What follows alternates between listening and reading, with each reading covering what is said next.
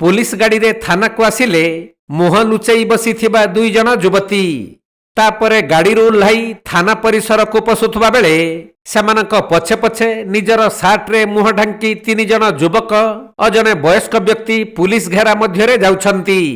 एई दृश्य देखि आपण माने बुझी पारुथुबे निश्चय।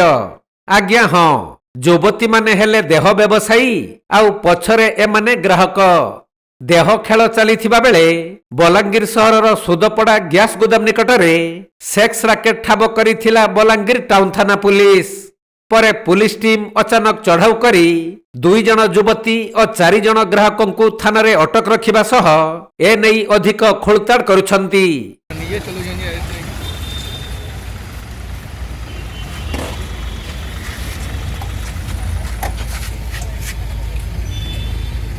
झाड़ू बाहर हो साड़ू बाहर